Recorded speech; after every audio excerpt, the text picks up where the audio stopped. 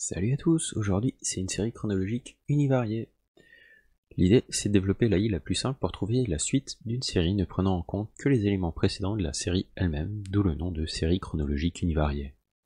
Concernant notre code, c'est très simple, nous nous baserons uniquement sur du Keras, notamment le séquential, le LSTM et le modèle dense. La fonction split séquence va nous servir à créer nos séquences d'apprentissage. Pour chaque bloc de end step, on va donner l'élément suivant de notre liste en apprentissage. Donc dans l'exemple suivant, on va prendre un tableau allant de 10 en 10 sur des steps de 3, ce qui fait que techniquement, dans notre séquence, alors si on exécute notre bordel,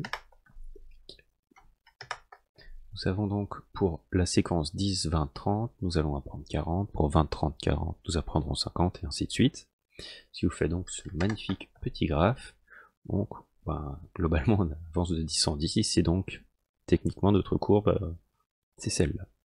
Au niveau de notre intelligence artificielle, nous allons partir donc sur une intelligence artificielle de type séquentiel, avec une LSTM de 50 unités, enfin d'une sortie de 50, avec une activation de type Rectified Linear Unit. Au niveau de la sortie, on ne veut qu'une seule réponse, donc on aura un dense de 1.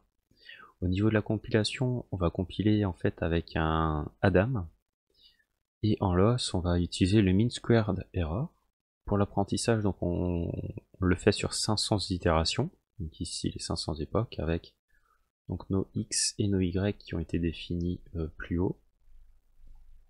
Et ensuite, nous pouvons interroger notre magnifique intelligence artificielle, qui devrait donc nous donner une réponse plus ou moins proche de 100. Alors, bien entendu, la suite de 70, 80, 90 aurait dû être 100.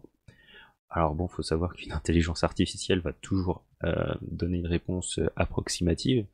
Donc là, on trouve 103 à la place de 100. Ça reste plus ou moins correct. Alors, par contre, si on s'amuse à lui refiler un 70, 80, 90, l'AI se foire lamentablement puisqu'on lui a seulement appris à compter de 10 en 10. Voilà, et il y a des gens qui ont peur qu'une intelligence artificielle vienne leur prendre leur travail. Bon, on sait jamais. Alors, on peut bien entendu utiliser d'autres types d'optimizers, comme le RMS Prop, qui nous donnera d'autres solutions.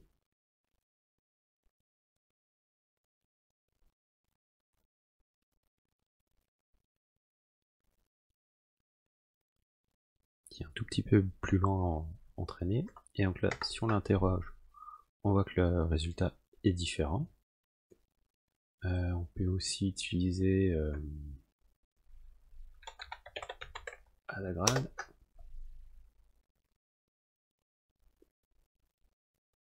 Voilà, alors si vous posez des questions un peu sur les différents types d'optimizer, il y a un très bon blog en fait qui montre les différents types qu'on peut utiliser, par exemple Ada Delta, Hermes Prop ou autre, et on peut voir la rapidité plus ou moins de chaque algorithme d'optimisation, et plus ou moins la tête que ça tire graphiquement lorsqu'on tente d'arriver au point cible, ici ou là.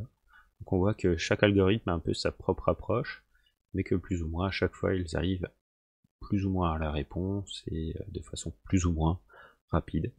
C'est pas mal intéressant.